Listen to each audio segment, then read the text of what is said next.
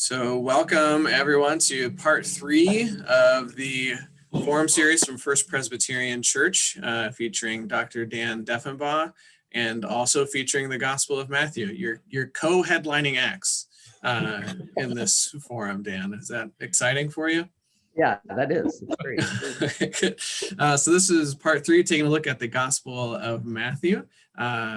Dr. Dan Deffenbaugh is our scholar in residence at First Pres. I'm Damon. I'm one of the pastors, and I'm going to turn it over to Dan. Thank you. It's good seeing everybody. I trust you're all staying safe and healthy, and looking forward to probably the most unique Thanksgiving that we're going to have. But I wanted to remind us where we've been with this study. Back in September, I did just a one-off class on Moses. And it's part of a series that I wanted to call Bible Biographies. And I think it's really helpful that we were, our next biography series was the Gospel of Matthew, because there's a very strong connection between Moses and Matthew. If you haven't picked it up already in our previous classes, there's a very pronounced Jewish tradition that Matthew is drawing upon that's really, in some ways, for scholars, has been kind of hard to identify, and just how it fits into the early church. And so I want to talk about that a little bit today. But let's just first remember what we talked about with respect to Moses, for those who may not have been a part of that study. But Moses, being the great prophet of the Hebrew Bible, through whom the covenant with Israel was given to the Israelites at the foot of Mount Sinai the year would have been roughly around 1200 BCE. But this is, part of the whole identity of the Jewish tradition, a wandering people called by God to be, literally, as it was expressed to Abraham prior to this, to be a blessing to all the nations. It's really important, a blessing to all the nations. Now, this was the promise that was given to Abraham, that your offspring will number among the stars of the heavens, among the sands of the sea, and you will be a blessing. Those who bless you, I will bless. Those who curse you, I will curse. Well, after, many years, and Abraham would have lived, we think around maybe 2000 BCE, but 800 years later, it appears that the Hebrew people lost sight of that tradition and lost sight of that promise, and found themselves enslaved in Egypt. And Moses arises as the great liberator.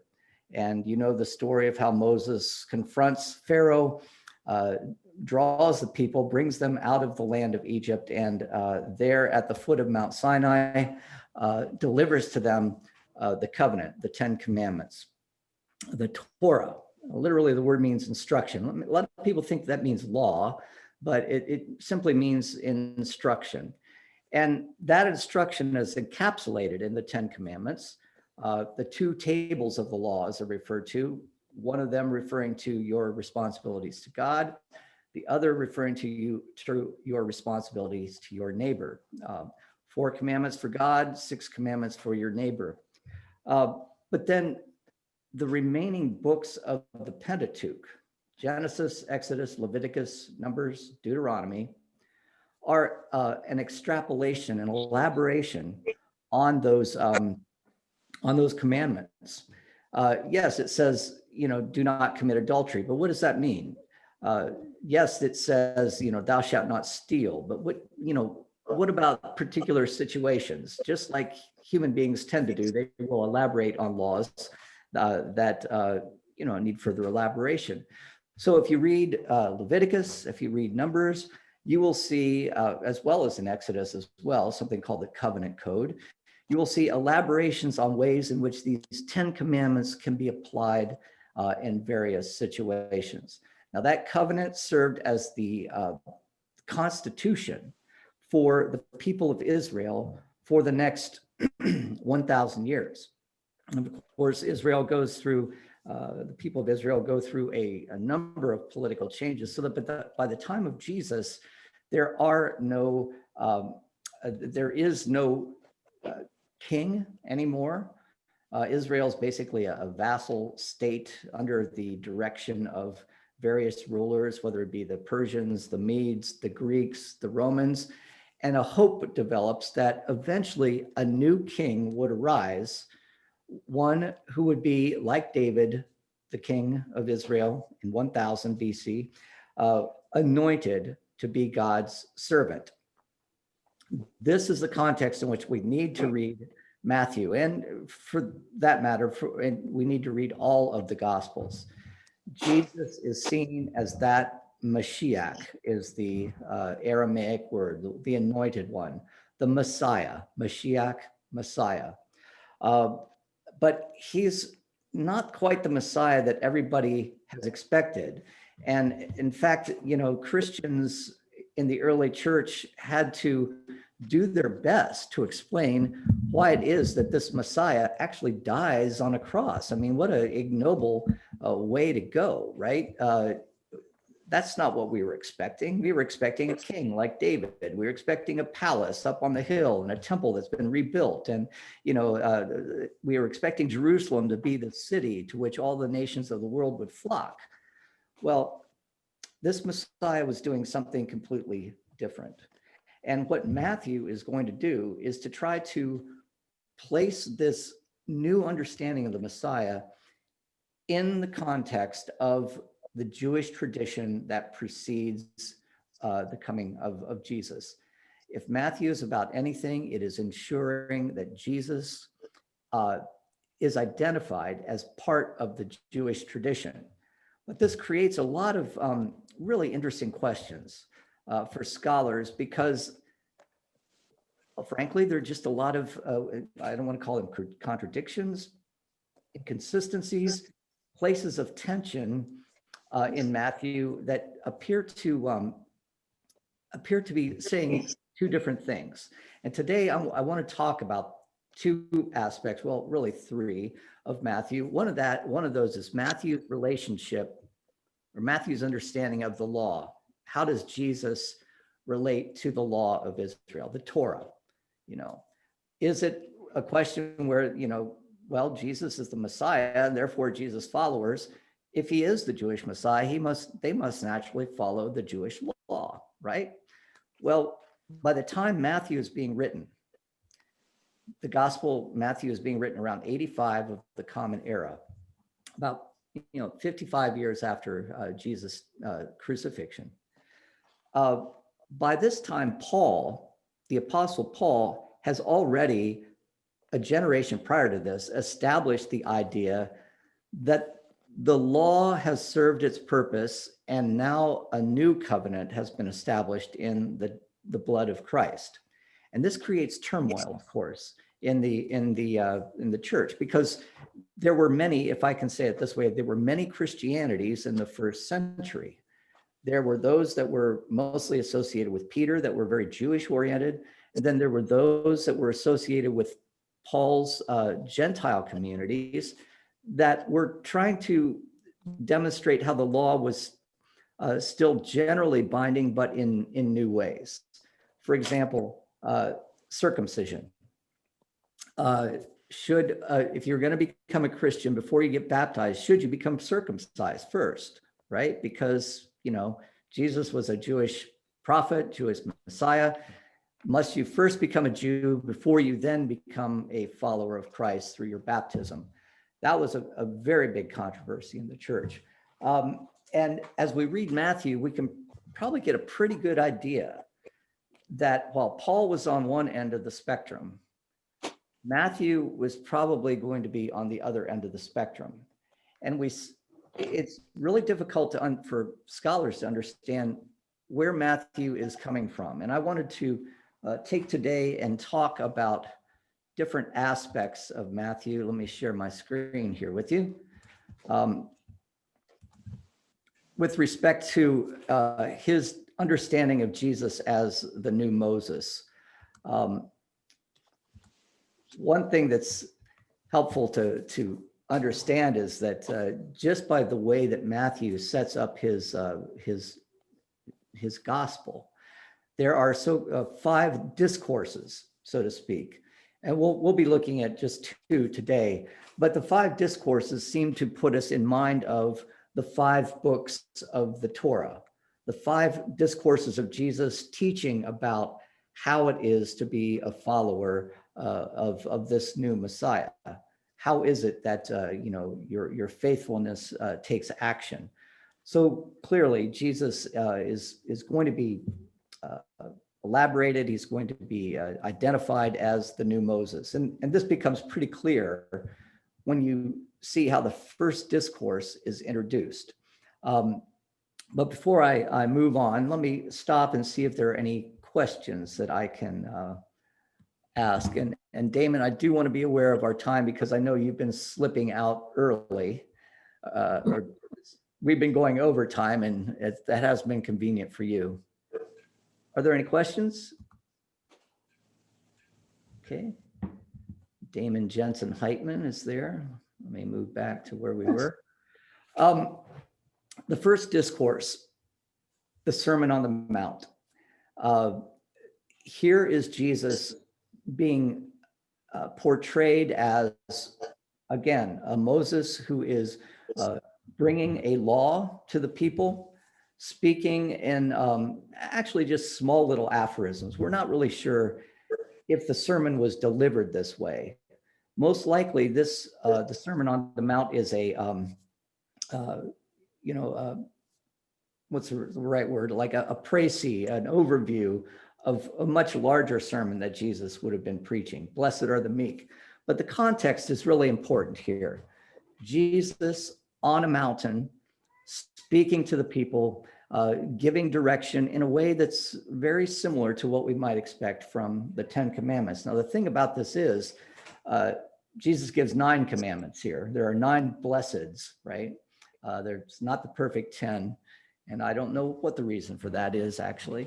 But this is material that comes from, you might remember there, when Matthew is written, there is the Gospel of Mark, and then there's a Q material, and then Matthew has his own information from a community called M.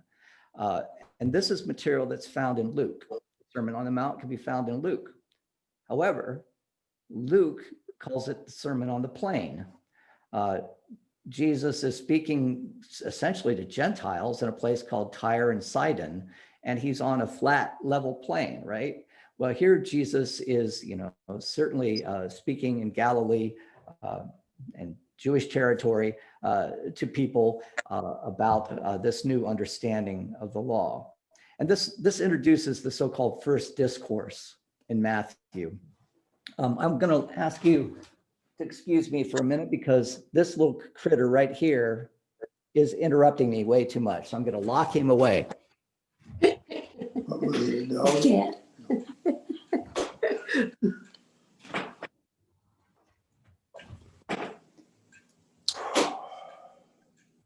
But then, sorry for that interruption.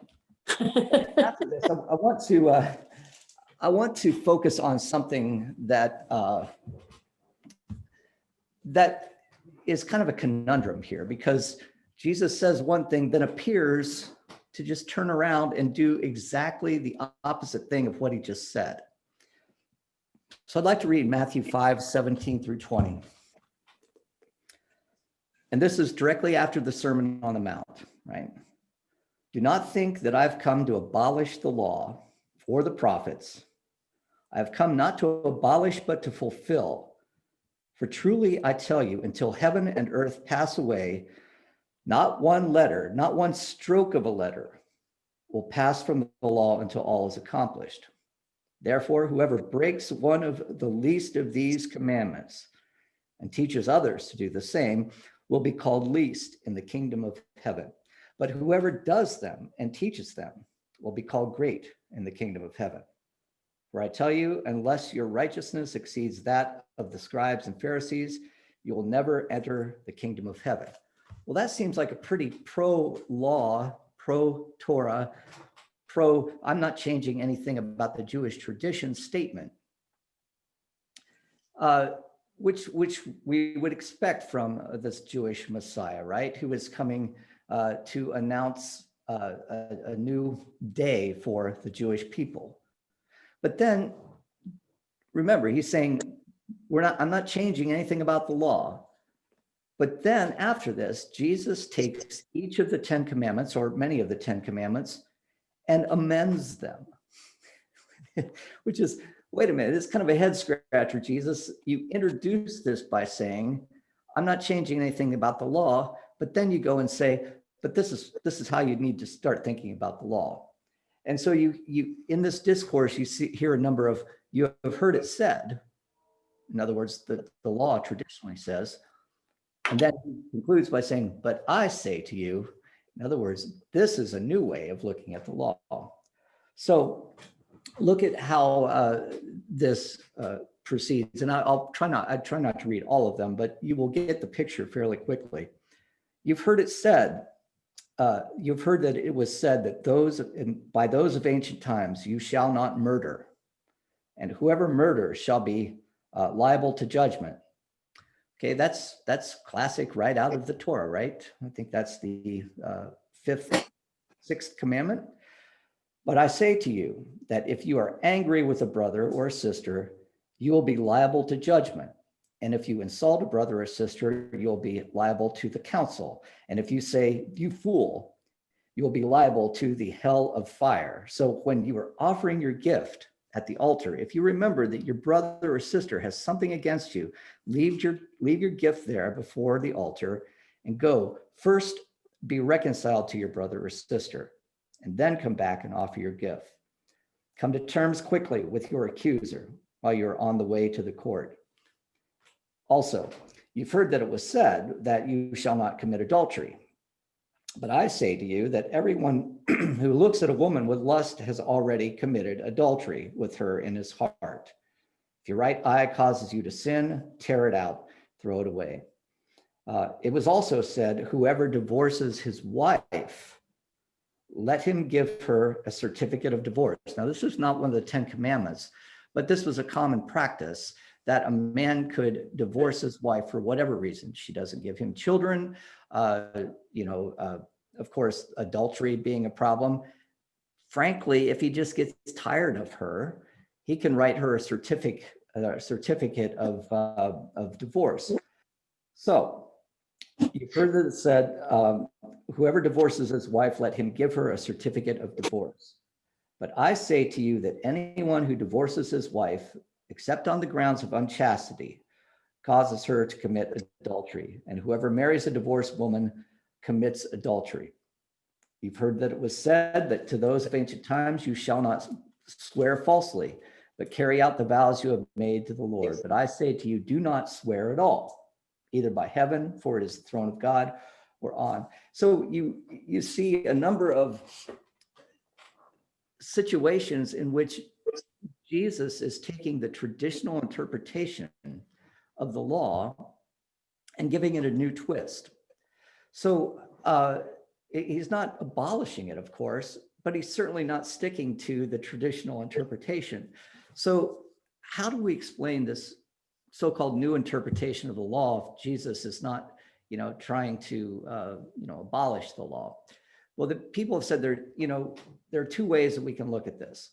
And the second one is one that we're going to look at in terms of how Matthew was probably written and what ideas were in mind of the author of Matthew as it was written. The first approach is that, well, what you might have here are two levels of tradition that have been incorporated into the gospel itself. One that has Jesus as a very, very staunch conservative, do not change the law person, but then another tradition that has him, amending things about the law. That's one way of looking at it. We know that the gospel wasn't written all at once. Nobody sat down and, chapter 1, verse 1 and wrote it all out. But what we're seeing here is a patchwork, a collection of traditions that developed over time, over 45, 55 years of time. Some earlier traditions may have had Jesus as being very, very staunchly Jewish, but then as Paul's theology began to influence the Petrine churches, the churches of Jerusalem, some of that very conservative view of Jesus started to loosen up a bit. And we might be seeing aspects, two different aspects of that Jesus. But the other comes back, the other interpretation, one that we're going to follow today, comes back to what we might call a temporal solution. And it comes back to Matthew's introduction of Jesus with the law here, Matthew 5:17 through 20. And so let me read the part that's important here. Do not think that I've come to abolish the law or the prophets. I've come not to abolish them, but to fulfill them. And here's the important thing. For truly I tell you, until heaven and earth pass away, not one letter, not one stroke of a letter will pass from the law until it's accomplished. Therefore, until all is accomplished, not one stroke will pass from the law until all is accomplished. So scholars think that what may be happening here is that there is a kind of a two-tiered system.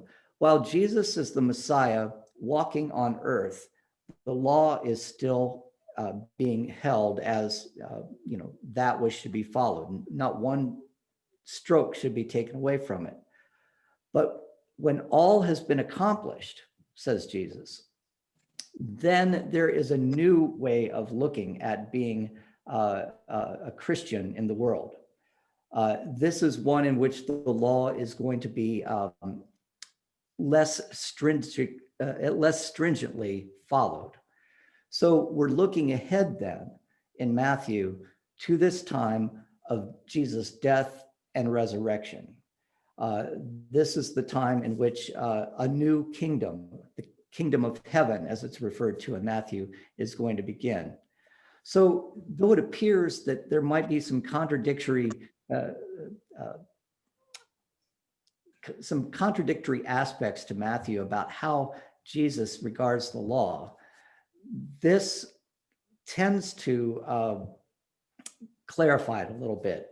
While Jesus was living on earth prior to his crucifixion, he was staunchly conservative about following the law. In fact, in one place, he even tells the apostles, do what the scribes and Pharisees tell you. They're the expert here.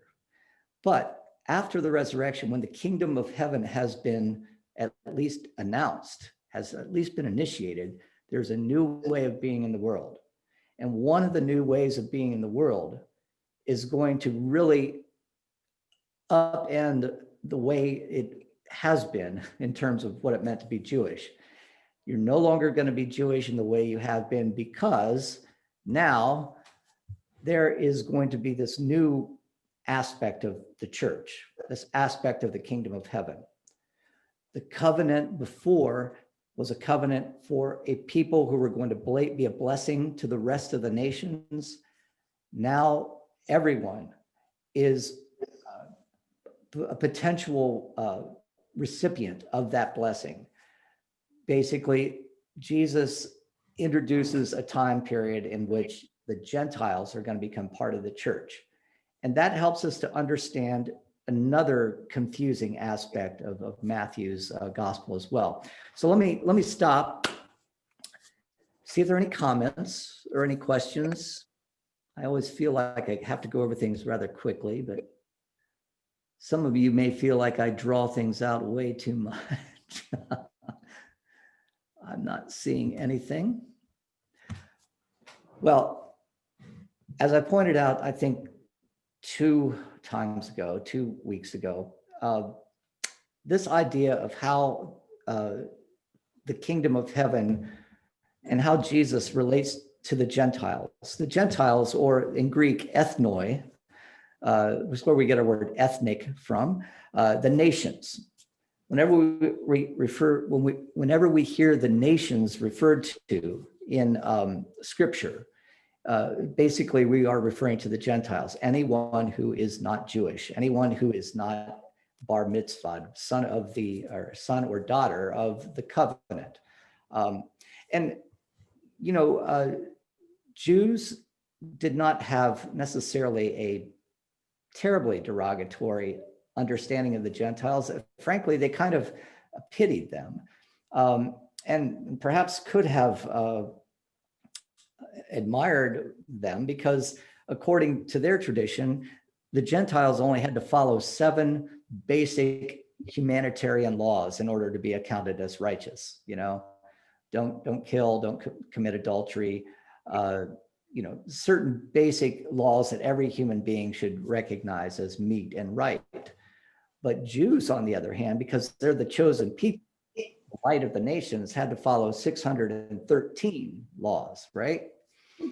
Well, what's it like now? Matthew is one of those gospels that is a transition gospel.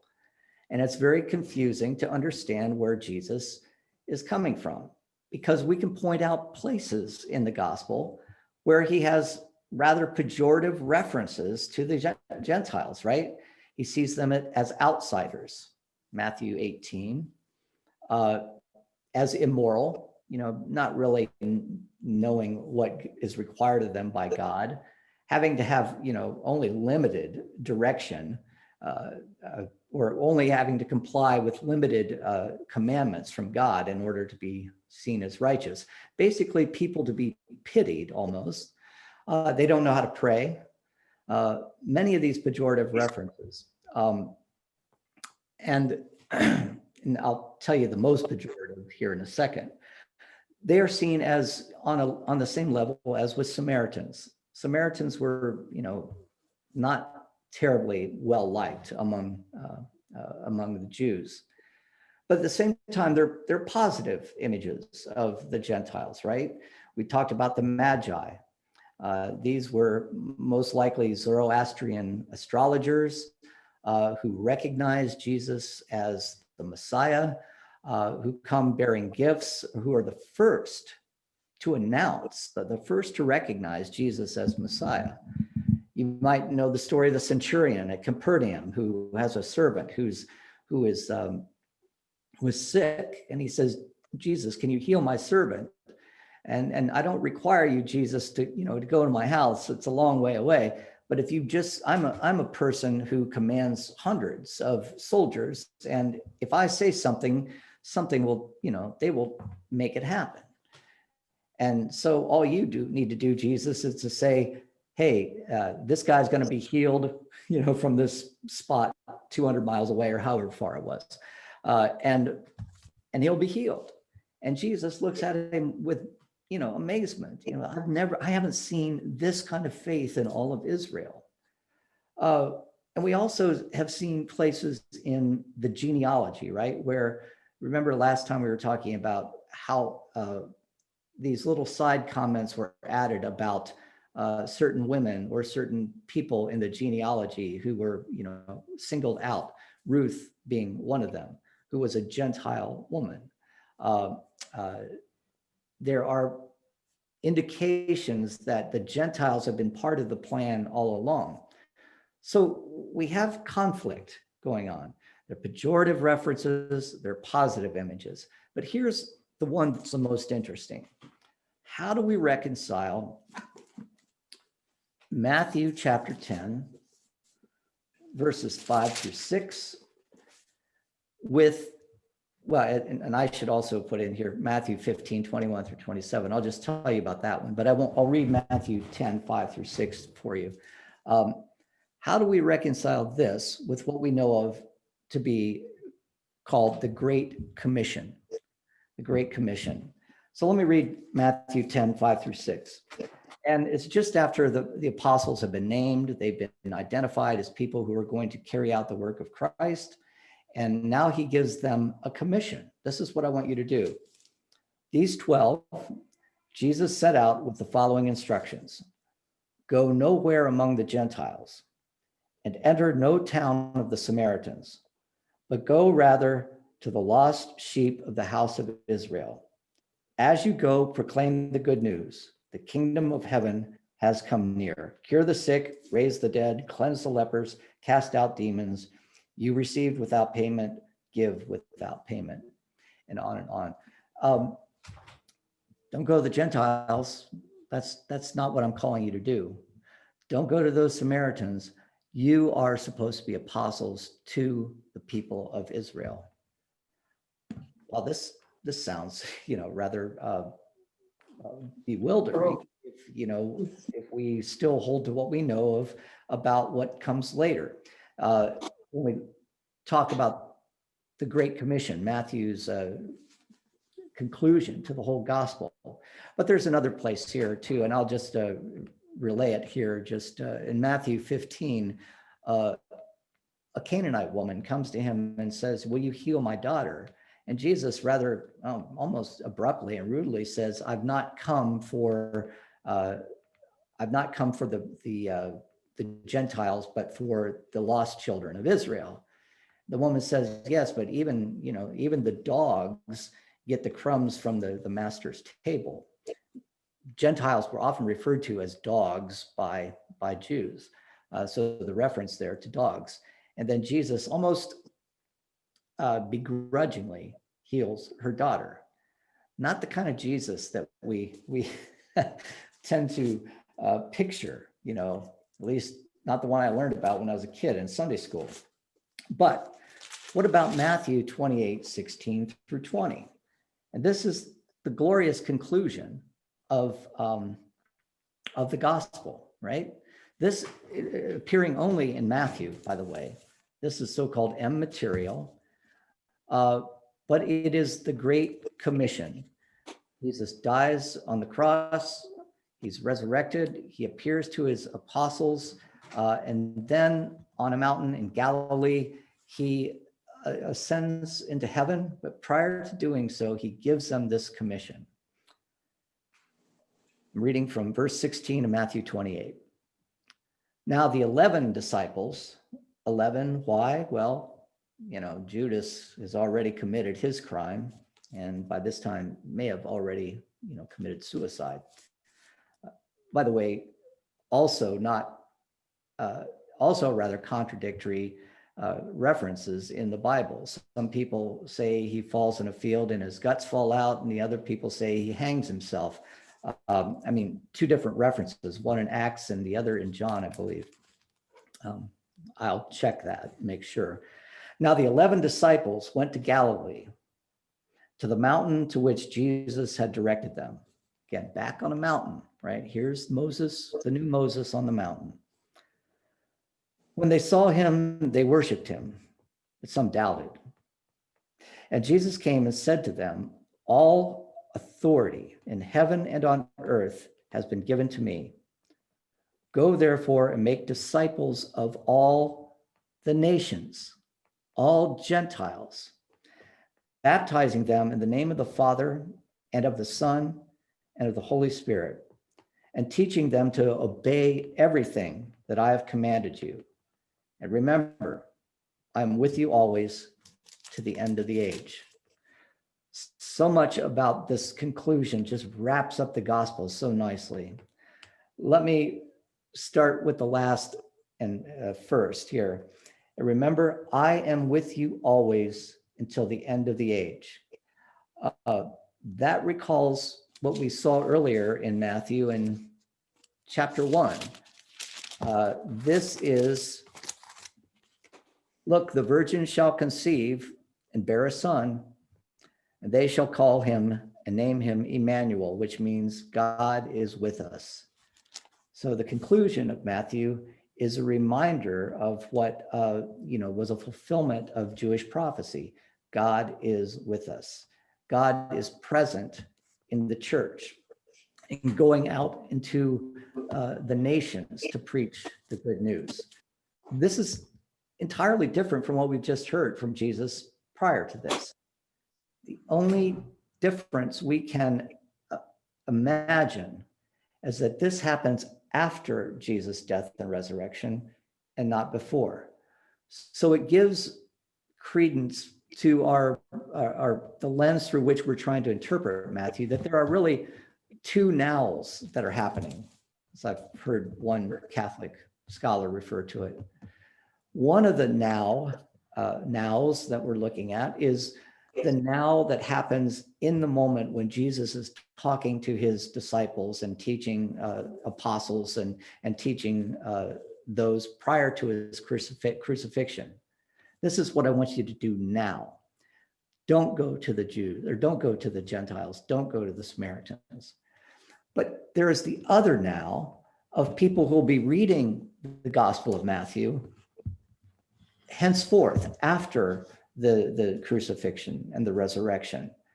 Now, what is important is that you go to the nations, go and proclaim the gospel in all the world. This is the true mission of the church. Those who are called out, by the way, the word church being used only in Matthew, it's Matthew material. This Great Commission appears only in Matthew. So, if there were any doubt as to whether or not Jesus was just a Jewish Messiah, Matthew clears it up right here. But there appears to be two missions of Jesus, one prior to his crucifixion and resurrection, and the other much more universalizing afterwards. He does not set aside the law and the prophets. He said, even in the first now, I'm not going to do that. However, in the second now, there's going to be a little bit more, a more nuanced way of understanding the law when that happens.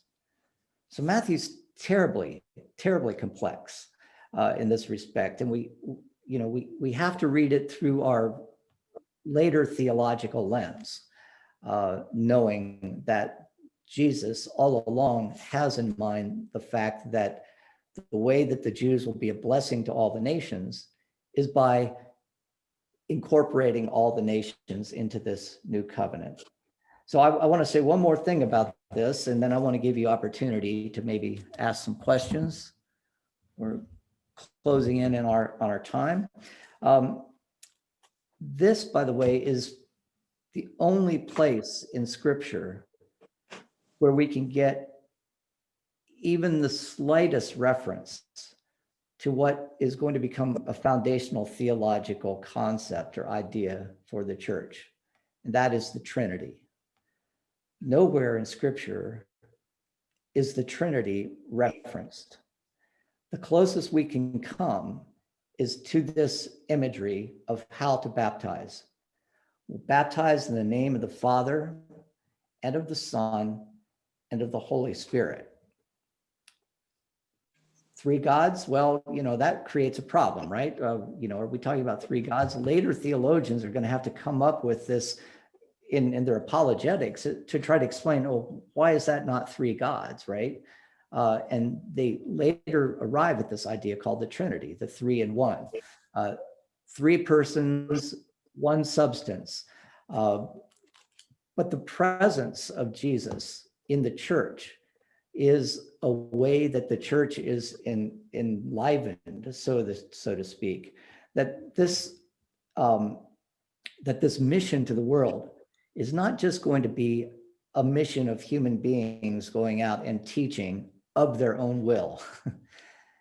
They are going to be representatives of Christ. In fact, they are the body of Christ, as Paul makes so clearly. Their human broken bodies enlivened by the Spirit. I love the image in John where Jesus breathes the Spirit into the church, will be able to represent the kingdom of heaven now on earth. And so this is where I will stop for a minute or two and see if there are any questions about this. Great Commission has been so foundational to missionary work throughout the world. This is it. This is the fulcrum on which this whole thing, the axle, the axis upon which this whole thing revolves. Any questions or comments?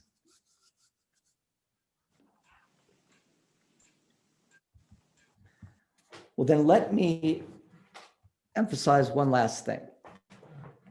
That in Matthew, all of this hinges upon the idea that Matthew sees Jesus not only as a Messiah, but as an apocalyptic prophet.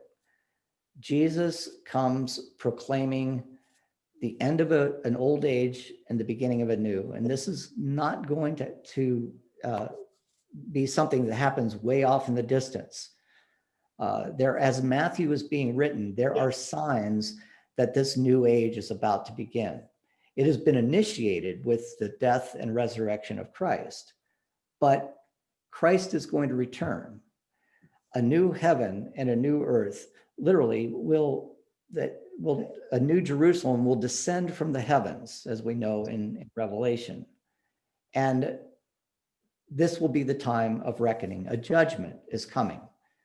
Jesus has already established himself as he in whom all authority has been granted. Jesus came and said to them, "All authority in heaven and on earth has been given to me. Go therefore and make disciples of all the nations." This is the context, Jesus speaking as an apocalyptic prophet, in which we need to read the text for today's sermon. And the last 3 Sundays, we've been looking at the last of Jesus' discourses. And the last of Jesus' 5 discourses. First one being the Sermon on the Mount, the others being teaching discourses, and this one being the 5th, remember, modeled after the Pentateuch, the first 5 books of the Old Testament, the concluding discourse on what is yet to happen and what we can expect in the near future. Beginning in Matthew chapter 24, we have a sense of what we can expect when Jesus' return is about to happen. And this is, I should say, this is not immaterial, but this is lifted almost word for word right out of Mark. Mark chapter 13. If you were to read, as I read some of this, if you were to open Mark chapter 13 and read what I'm reading here out of Matthew, you would see that this goes right down the line, straight down the line. But this is the introduction that we were not given to the 2 previous liturgical readings for the last 2 Sundays. The story of the virgins with their lamps, the bridesmaids who kept their lamps well oiled. Prior to that, I can't remember what the other one was. Sorry.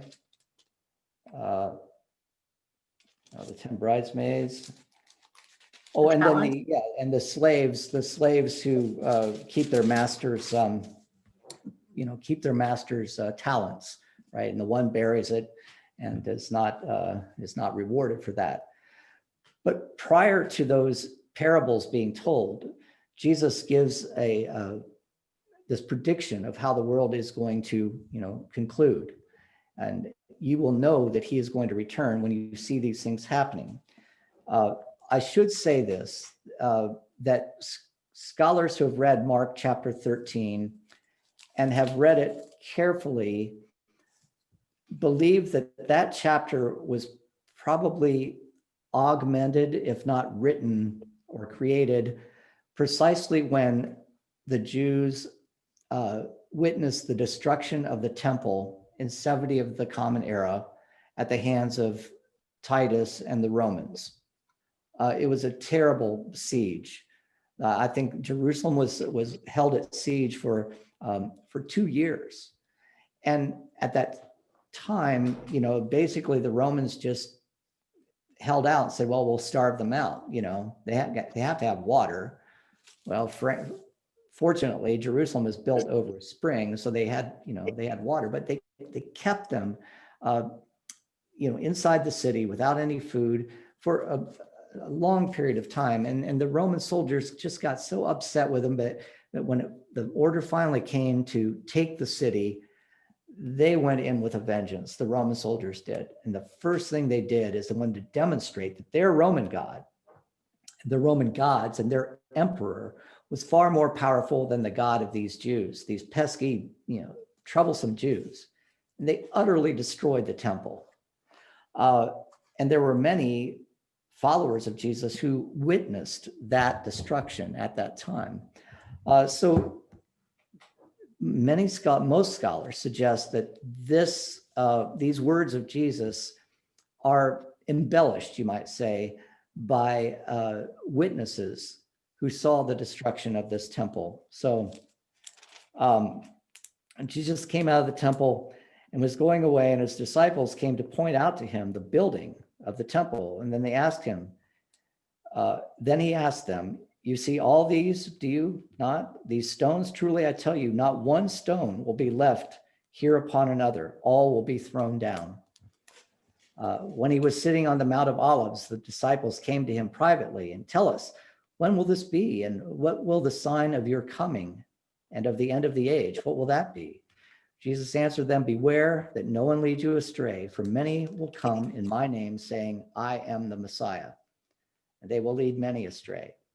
And you will hear of wars and rumors of wars. See that you are not alarmed, for this must take place. But the end is not yet. For nation will rise against nation and kingdom against kingdom. And there will be famines and earthquakes. By the way, Vesuvius recently, would have recently happened at this time. In various places, all this is but the beginning of the birth pangs. So when you see the desolating sacrilege, Jesus says, this is the referred to in Daniel, standing in the holy place, as was spoken of by the prophet Daniel, let the reader understand. Then those in Judea must flee to the mountains, as happened when the Romans destroyed the temple. The one on the housetop must not go down to take what is in the house. The one in the field must not turn back to get a coat. Woe to those who are pregnant and to those who are nursing infants in those days. Pray that your flight may not be in winter or on the Sabbath. Well, guess what?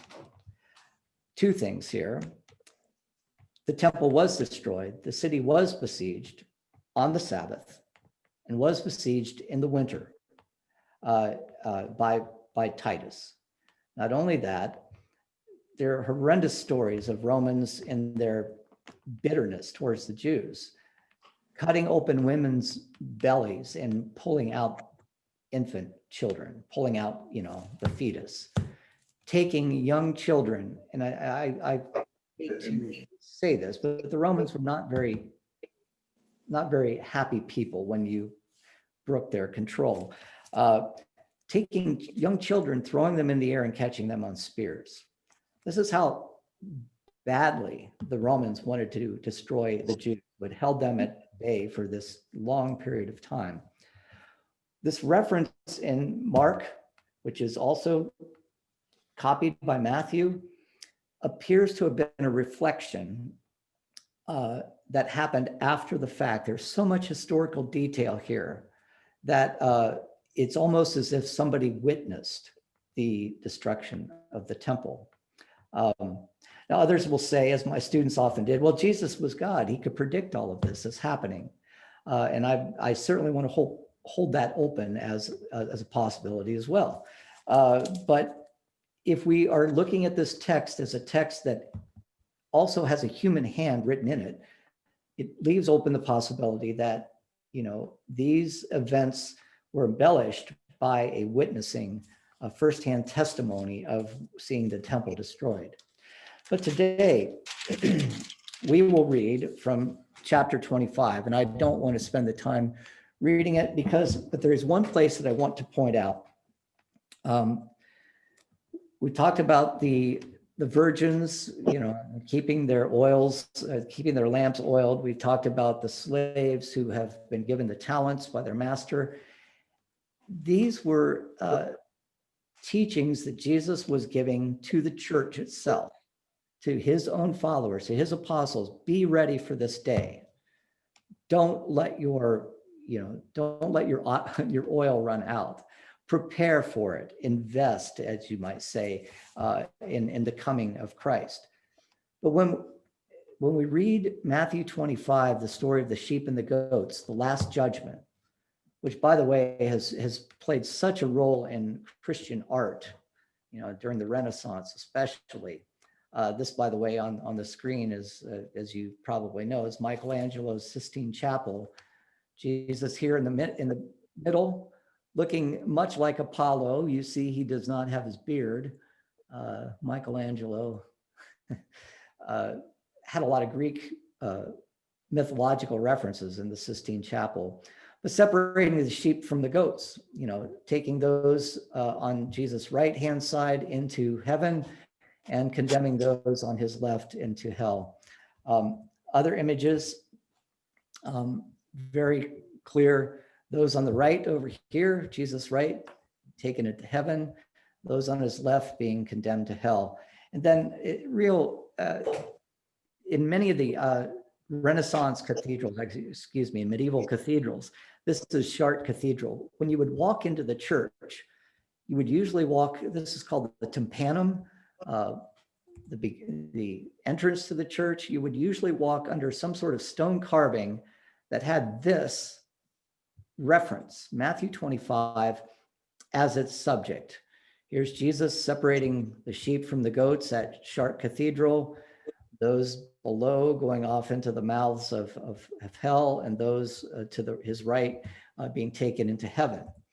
But this reference I want to make here and to point out to you and give you something to think about as we hear the sermon today. Who is Jesus speaking to? Is this a parable that's being told to the church? Or is it a parable that has a warning that's being offered to somebody else? And the key to this is in the very first couple of verses, the very first line. When the Son of Man comes, says Jesus, when the Son of Man comes in his glory and all the angels with him, then he will sit on the throne of his glory. All the nations will be gathered before him, and he will separate people one from another as a shepherd separates the sheep from the goats. And then you know how this goes on. When did we see you hungry and not give you and give you food? When did we see you thirsty and give you drink? When you did it to the least of these, my brethren, so you did it unto me. And then the goats will come and say, hey, when did we see you hungry and not give you something? And when you did not do it to the least of my brethren. But the nations here, the church has often seen this as a goad towards ethics, right?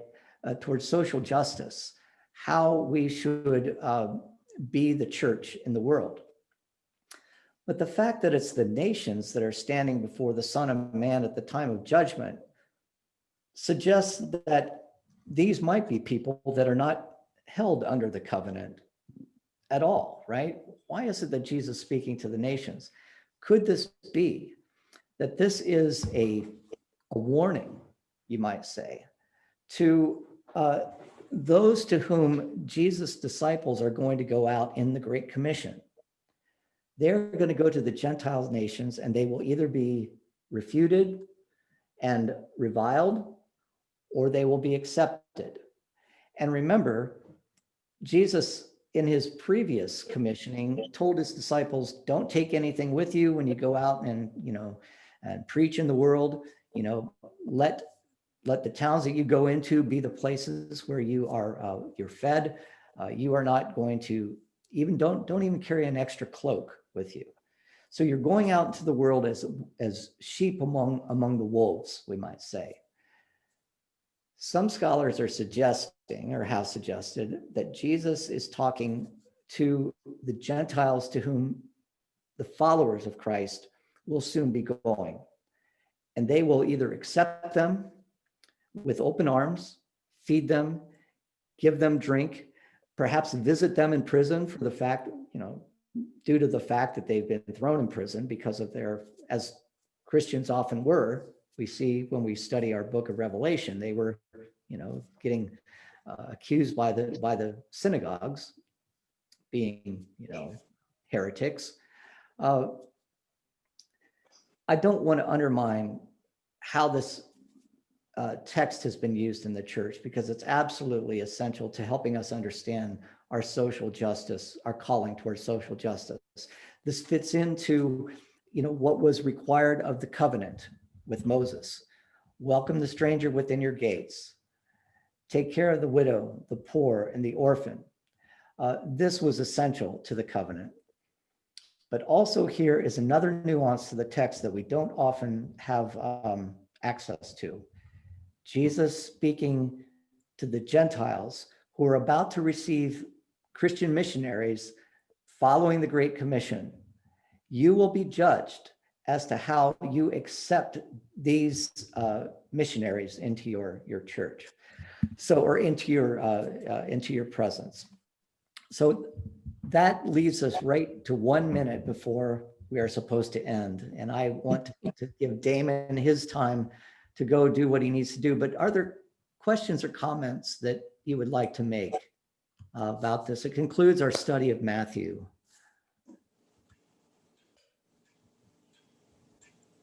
Well, once again, I'm completely clear and there's no confusion whatsoever, and you perfect understanding. Oh, Anne looks like she's saying something, but you're muted, Anne. No, I'm actually not saying anything. Just Dan, you really have been quite clear. I found this very helpful. Thank you. Okay. Well, as you do listen to the text this morning, listen with an informed ear as to what's happening on the context, the apocalyptic context, the Great Commission coming just a few chapters afterwards. And with that, I will conclude our time together. Damon is probably already taken off. The next time I'll teach a forum, it will be during Lent, and we'll be doing something on the Eisenheim altarpiece. It'll be a long 4 or 5 sessions, but I hope you will find it enlightening. So thank you, everyone. Well, thank you. Yeah. Bye-bye. Thank you. Bye. Thank you, Dan. Yeah. Thanks, Dan.